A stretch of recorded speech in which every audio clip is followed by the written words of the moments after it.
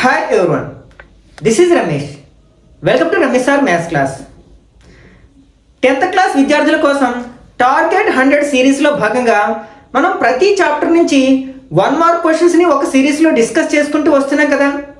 Already ఈ సిరీస్లో భాగంగా 3 పార్ట్స్ని అప్లోడ్ చేయడం జరిగింది. ఆ 3 పార్ట్స్లో కూడా ఫస్ట్ 6 చాప్టర్లో ఉన్న ఆబ్జెక్టివ్ బిట్స్ని కాన్సెప్ట్ సహాయంతో ఎలా ఆన్సర్ చేయాలనేది డీటెయిల్గా డిస్కస్ చేయడం జరిగింది.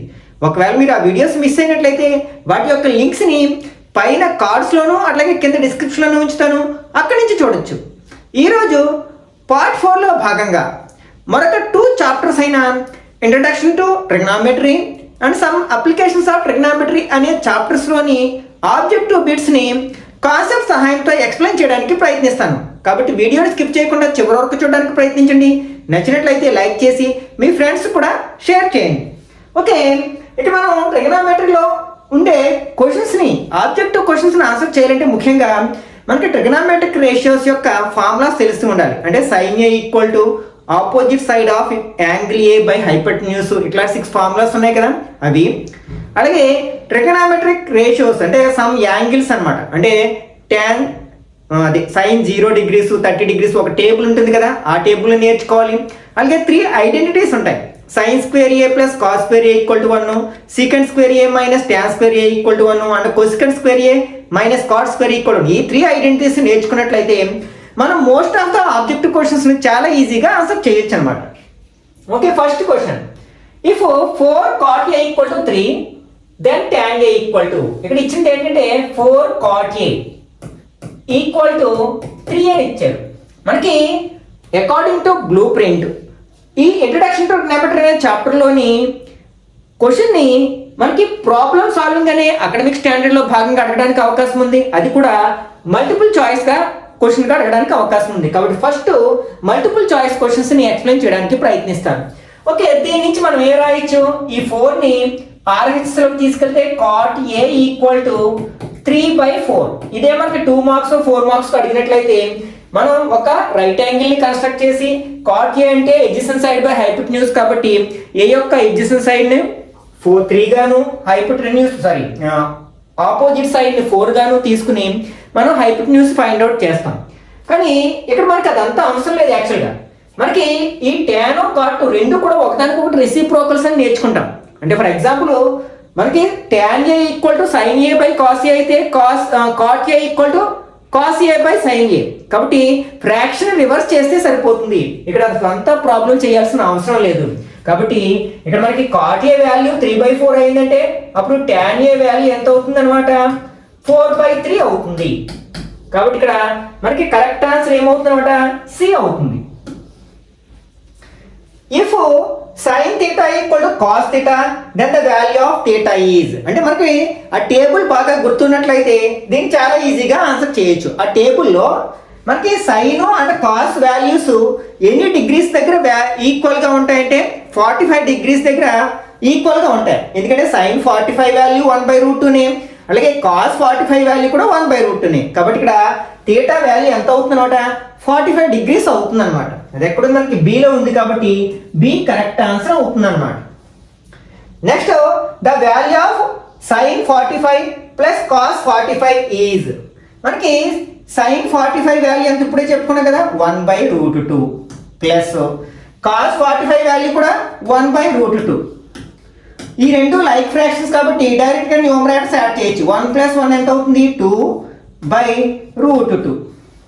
మనకి డినామినేటర్లో ఇర్రేషనల్ ఉంది కాబట్టి రేషనలైజేషన్ చేద్దాం. అంటే న్యూమరేటర్ని డినామినేటర్ని √2తో మల్టిప్లై చేసినట్లయితే న్యూమరేటర్లు ఏమవుతుంది, 2√2/√2 ఇంటూ √2 ఏమవుతుంది, 2 అవుతుంది.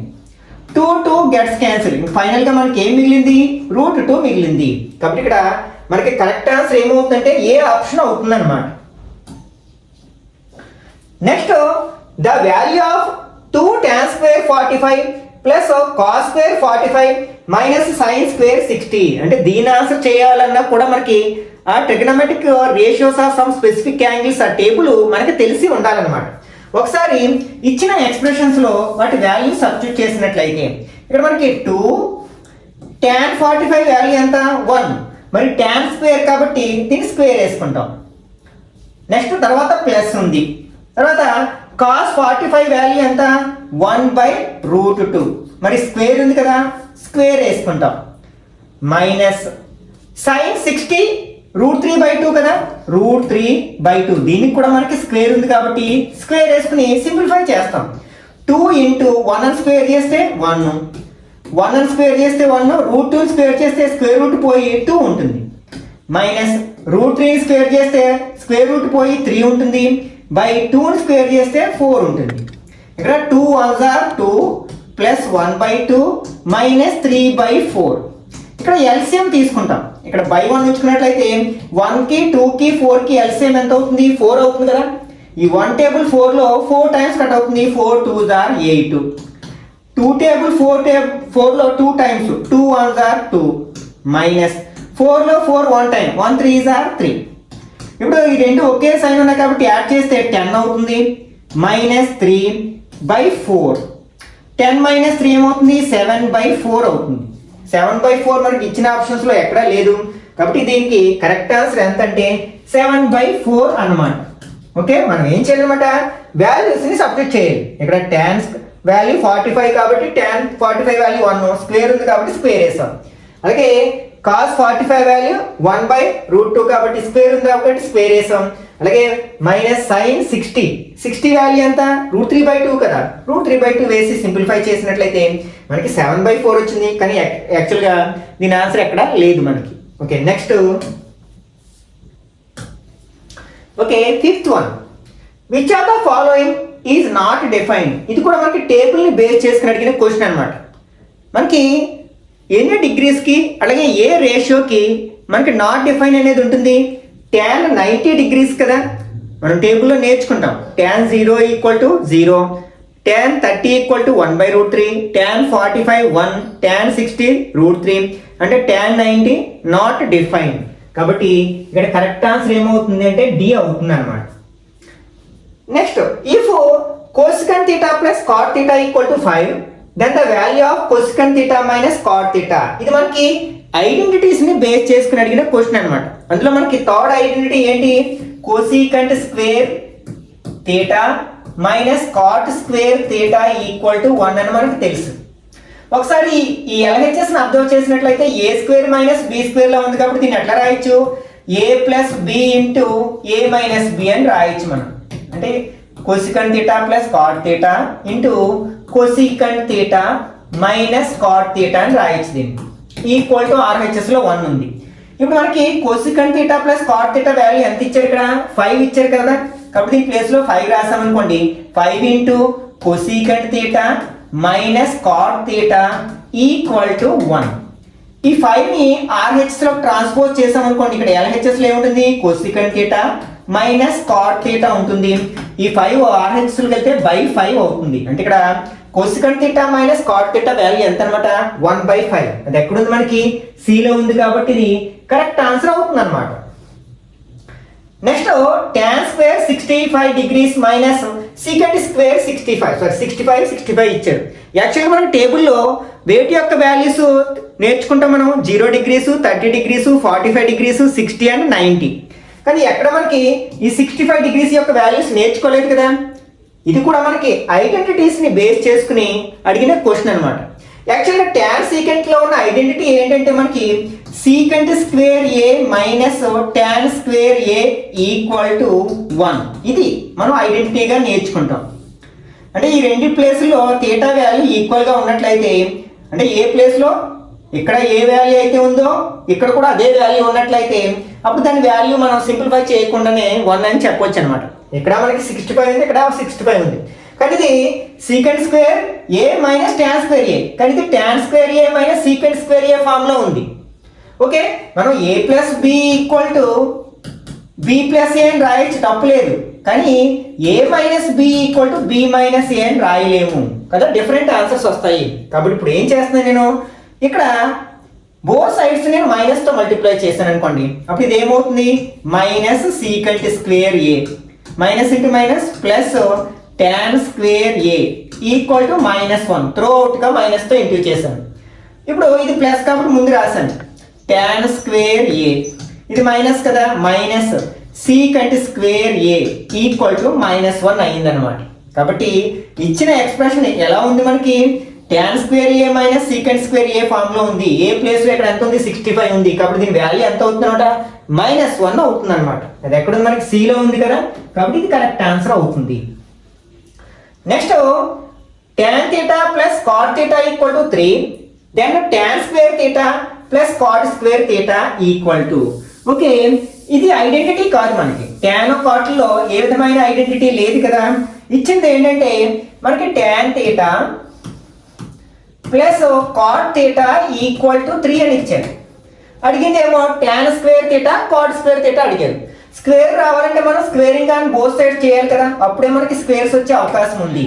ఇప్పుడు ఇది చూడడానికి ఎలా ఉంది, a plus b whole square. కాబట్టి దీన్ని ఎలా రాయొచ్చు, a స్క్వేర్ అంటే tan theta స్క్వేర్ చేస్తే tan స్క్వేర్ theta వస్తుంది, b square cot theta square చేస్తే cot స్క్వేర్ theta వస్తుంది, plus 2ab 2 tan theta into cot theta expand చేసాం ఈక్వల్ టు 3 స్క్వేర్ చేస్తే 3 3s are 9. ఓకే మనం దీని వాల్యూ కావాలన్నమాట. ఇక్కడ చూడండి tan cot ఒకదానికి ఒకటి రెసిప్రోకల్, కాబట్టి కట్ చేయొచ్చు. ఎందుకంటే tan అంటే సైన్ బై కాసు, కాట్ అంటే cos by sine, sine gets cancel, cos gets cancel. కాబట్టి ఇక్కడ మనకి ఏముంటుంది అనమాట, 2 ఉంటుంది అనమాట. అంటే ఇక్కడ +2 ఈక్వల్ టు 9. అంటే ఇక్కడ ఏముంటుంది ముందు, tan square theta plus cot square theta plus 2 equal to 9. ఈ 2ని మనం RHS లో ట్రాన్స్పోజ్ చేసామనుకోండి, అప్పుడు tan square theta plus cot square theta equal to 9 - 2 అవుతుంది, అంటే 7 అవుతుంది అనమాట. కాబట్టి ఇక్కడ ఆన్సర్ ఏమవుతుంది అనమాట, 7 అవుతుంది. Next tan a equal to 5/12, then the value of cosecant a. ఇట్లా ఇచ్చినప్పుడు మనం ఏం చేస్తాం, ఒక రైట్ యాంగిల్ ట్రయాంగిల్ని కన్స్ట్రక్ట్ చేసుకుని థర్డ్ సైడ్ని ఫైండ్ అవుట్ చేసి పైథాగరస్ థియరమ్ని ఉపయోగించి అప్పుడు అడిగిన ట్రిగ్నోమెట్రిక్ రేషియోని ఫైండ్ అవుట్ చేస్తాం. ఇట్లాంటి దాన్ని మనం ఆబ్జెక్టివ్ బిట్కి అడిగినప్పుడు అంత టైంను మనం వేస్ట్ చేయలేం కదా. అందుకోసం మీరు ఏం చేస్తారంటే కొన్ని పైథాగోరియన్ ట్రిప్లెట్స్ని మెమరైజ్ చేయడానికి ప్రయత్నించండి. అంటే రైట్ యాంగిల్ ట్రయాంగిల్ యొక్క సైడ్స్ అవడానికి అవకాశం ఉన్న ఇంటిజర్ వాల్యూస్ ఏంటంటే అవి 3 4 5. ఇది ఒక పైథాగోరియన్ ట్రిప్లెట్ అన్నమాట. అట్లాగే మనకి 6 8 10 ఇది ఒక పైథాగోరియన్ ట్రిప్లెట్. నెక్స్ట్ 5 12 13 ఇది ఒక పైథాగోరియన్ ట్రిప్లెట్. ఇట్లాంటి కొన్ని పైథాగోరియన్ ట్రిప్లెట్ని మెమరైజ్ చేయడానికి ప్రయత్నించండి. అట్లాగే నెక్స్ట్ 15 అంటే 8 15 అంటే 17 64 వస్తుంది, 225 వస్తుంది, 289 ఈ రెండు యాడ్ చేసి ఇది వస్తుంది కదా. కాబట్టి ఇది ఒక పైథాగోరియన్ ట్రిప్లెట్. అట్లాగే నెక్స్ట్ 7 24 25 వీటిని గనక మీరు మెమరైజ్ చేసినట్లయితే ఈ టైప్ ఆఫ్ క్వశ్చన్స్ అడిగినప్పుడు చాలా ఈజీగా ఆన్సర్ చేయొచ్చు. ఇక్కడ మనకి tan a వాల్యూ 5/12 అంటే ఇక్కడ మనకి 5 12 ఉన్న పైథాగోరియన్ ట్రిప్లెట్ ఏదో అబ్జర్వ్ చేయండి. 5 12 ఇందులో ఉన్నాయి కదా, కాబట్టి థర్డ్ సైడ్ 13 అవుతుంది. ఎందుకంటే tan a ఫార్ములా ఏంటి, opposite side by adjacent side. అంటే ఇక్కడ ఆపోజిట్ సైడ్ 5 ఎడ్జసెంట్ సైడ్ 12 అయింది. ఇంకా థర్డ్ సైడ్ ఏముంటుంది, రైట్ యాంగిల్ ట్రయాంగిల్లో హైపోటెన్యూస్ ఉంటుంది.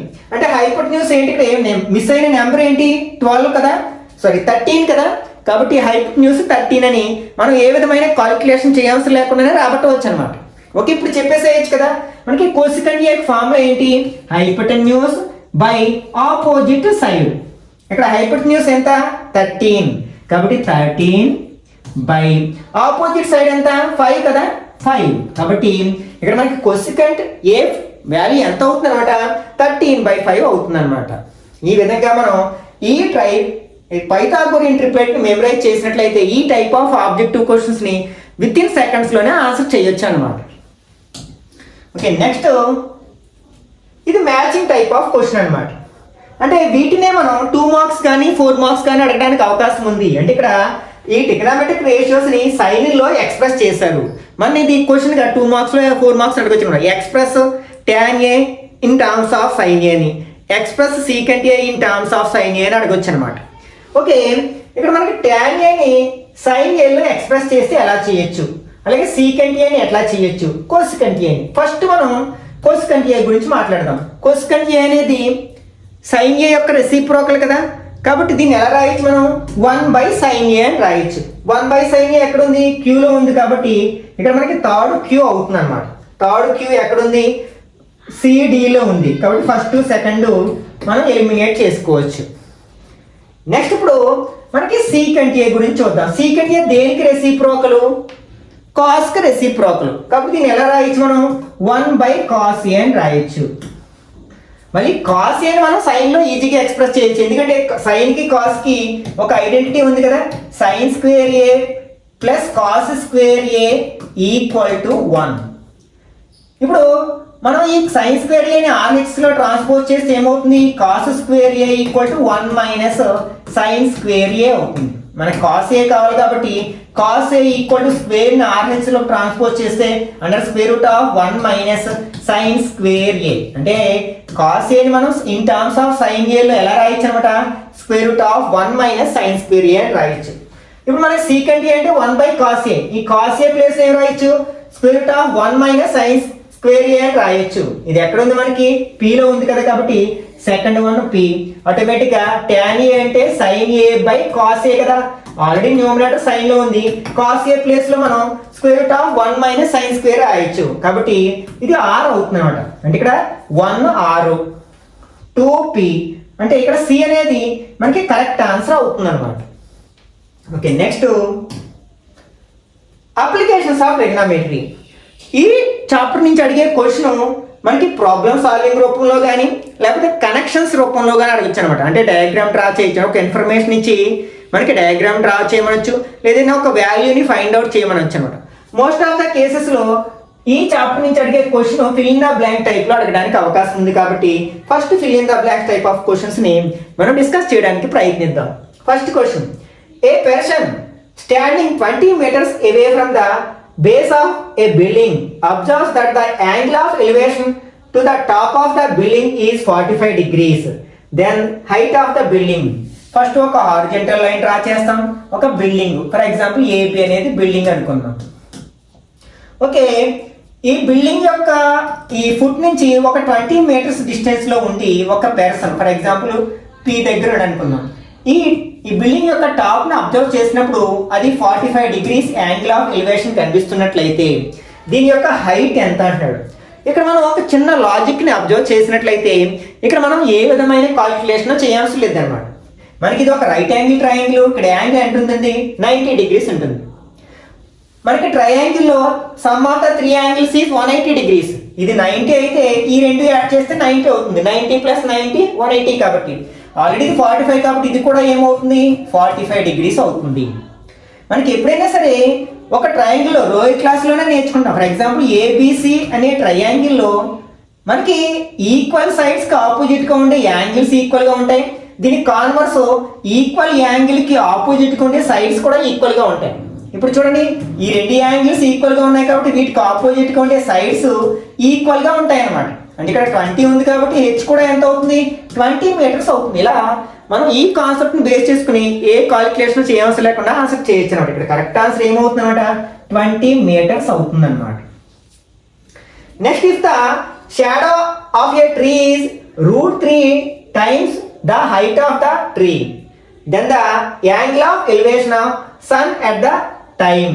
అంటే ఇక్కడ ఒక ట్రీ యొక్క షాడో ఆ ట్రీ యొక్క హైట్ కి √3 times ఉంది అన్నమాట. ఓకే, ఇది ట్రీ అనుకుందాం, ఇది దాని షాడో అనుకుందాం. ఏబి అనేది ఏమో ట్రీ, నెక్స్ట్ బీసీ అనేది ఏమో దాని షాడో అన్నమాట.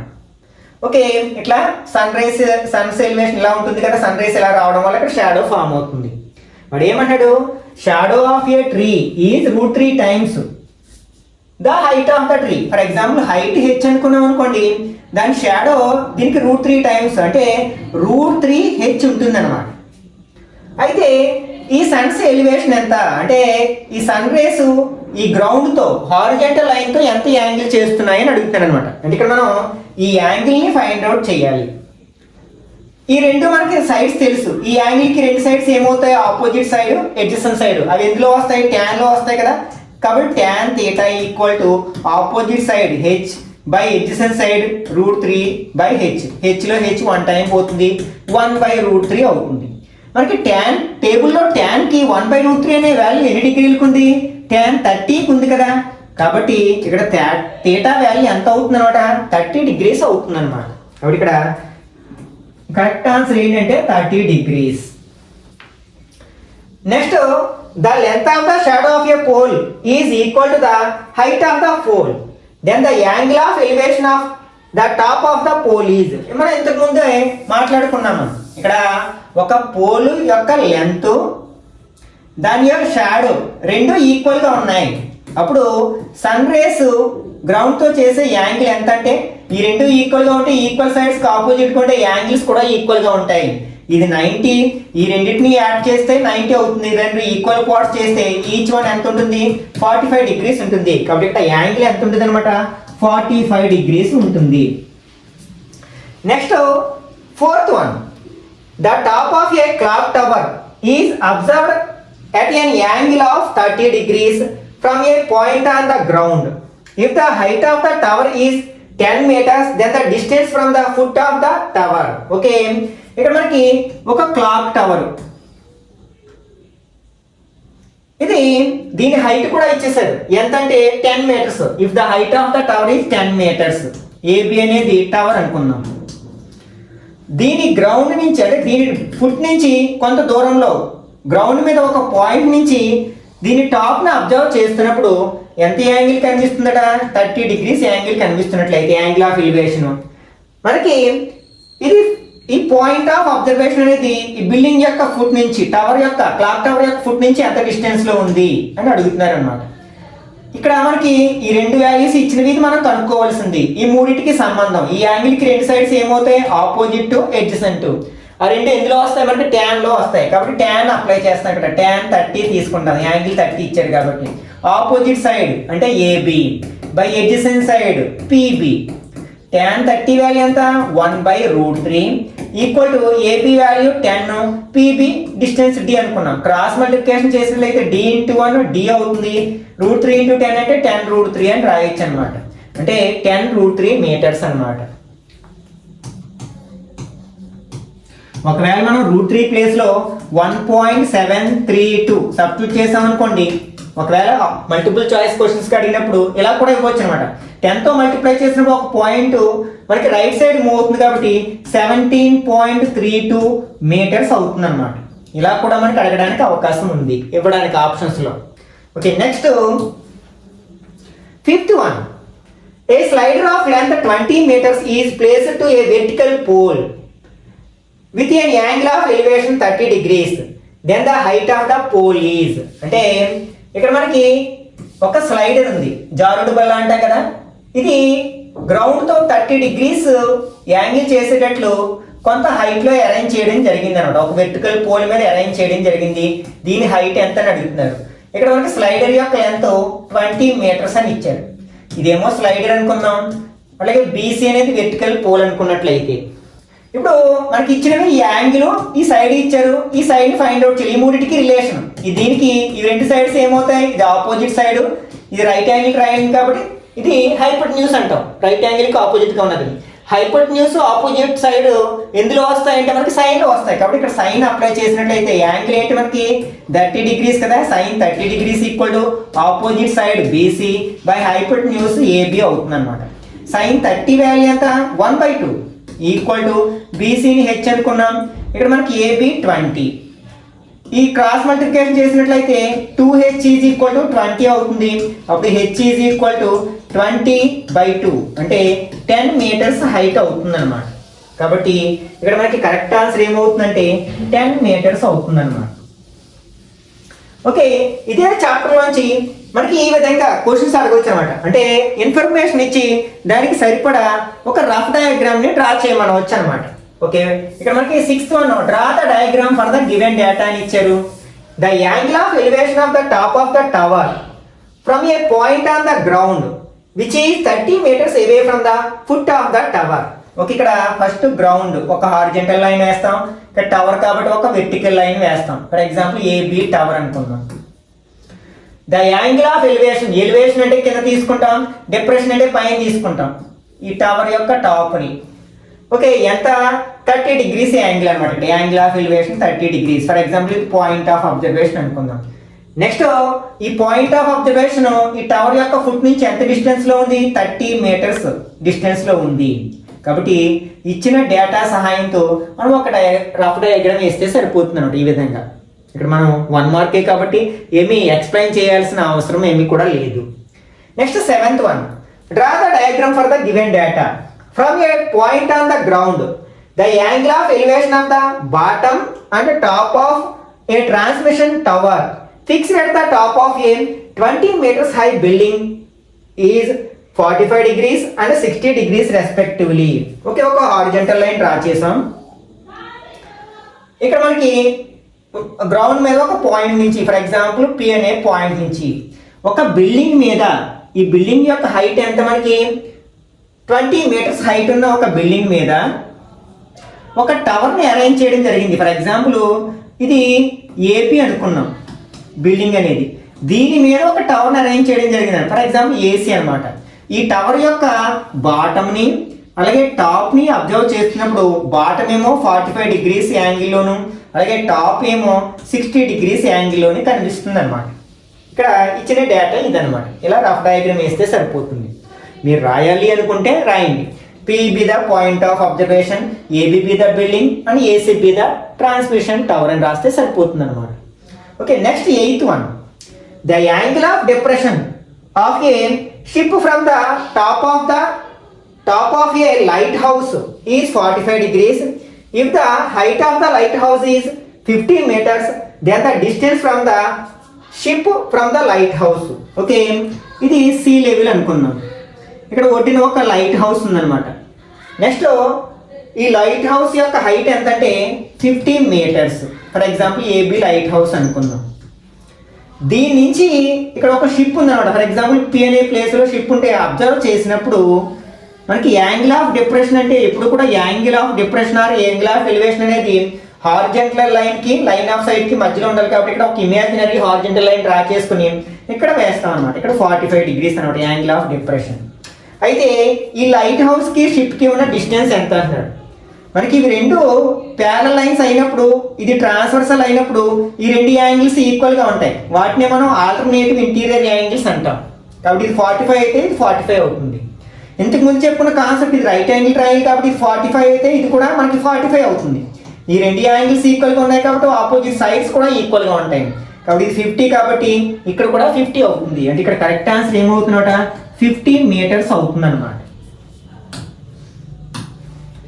Next 9th one, if a pole 6 meters high casts a shadow 2√3 meters long on the ground, then the sun's elevation is, ఒక పోల్ ఉందన్నమాట.